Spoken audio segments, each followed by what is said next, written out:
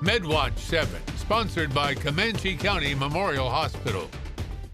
When it comes to the Black community, the discussion on health disparities is not a new one. That's why today we're focusing on how healthcare gaps are affecting the Black community, especially when it comes to HIV treatment. But don't worry, I'll also be giving you a look into a new initiative that plans to bridge that gap. According to the World Health Organization, 39 million people live with HIV. About 13% of them don't even know it and need to be tested.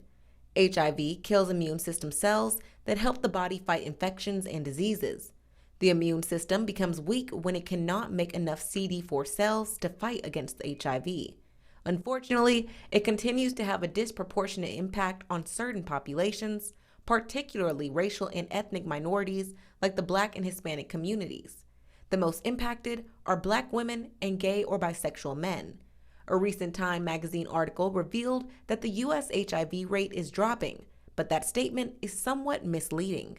While the country is seeing overall decreases in both new cases and in the amount of people that have access that are eligible for pre-exposure prophylaxis, or we call PrEP, it is such a disparity with Black and Hispanic people. And so reading that report basically just let us know that if we're not going to do anything about it, then who's going to do something about it?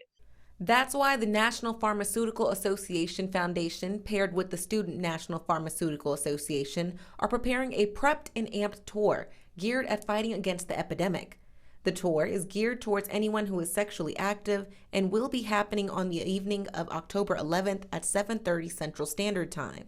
It educates participants on how to get tested, how to access PrEP, and educates on what exactly pharmacists do throughout the entire process. People don't know what the pharmacists do. I hope that people realize that pharmacists are the reason why we were able to come out of the COVID-19 pandemic. And so just like we were able to assist with getting us out of the pandemic, we are able to be the answer to any health disparity that reaches our community.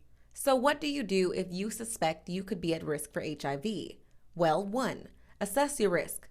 2. Talk to your pharmacist about whether the prescription drug PrEP is suitable for you. 3. If it is suitable, get your prescription, then get counseling on side effects and scheduled checkups. For more information, you can go to preppedandampedtour.com. For Medwatch 7, I'm Alexis Young.